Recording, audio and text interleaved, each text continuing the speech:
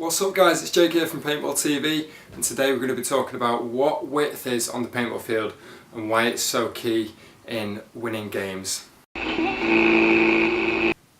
If I could tell a team the single most important factor in winning games, that would be gaining width on the paintball field.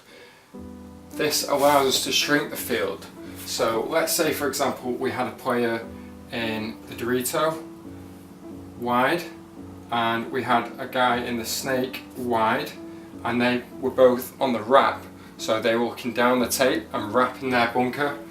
This will put pressure on the opposing team and shrink them into a tiny pocket in the back of the field.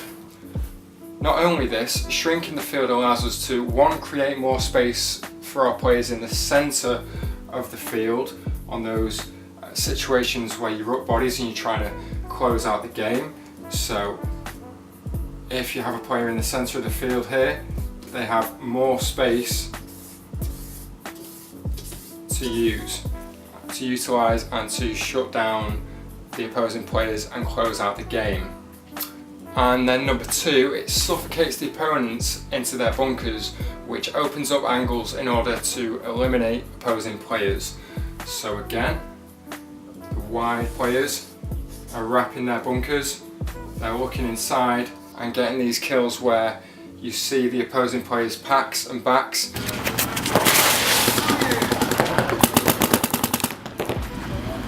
And that is also the other element to gaining width on the paintball field.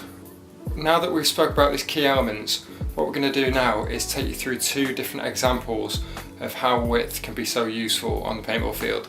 So the first example is going to be a 2-on-1 situation.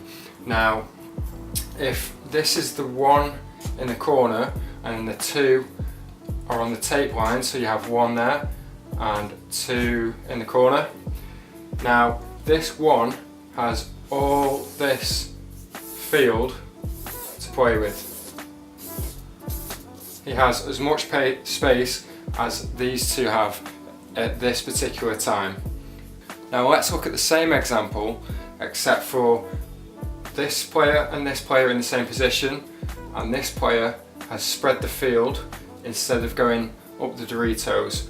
What this does, it chops the field down, or shrinks the field if you like, so this player has less and less room to play with if he keeps bumping out wide. Again, shrinking the field, bumping across again, shrinking the field until eventually he has no space to play with, and that's how effective width can be in closing out games. We're going to do another episode on breaking down games, but this is just a quick brief overview of how width can help you break down games when there's more bodies on the field. So as you can see, we have 2-on-3, so there's 1, 2 and 1, 2, 3. Now these two are on the defensive and they will most likely be crossed up. What do I mean by this? There's a player widest in the Doritos, so this player will be more than likely be keyed up on that widest Dorito player, and this player will more than likely be keyed up on the widest snake player.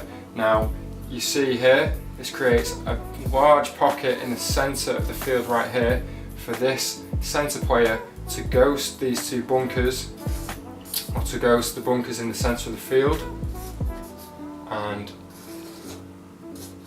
edge out the opponents. As I said before, this is a brief explanation on why width is so important in closing out games.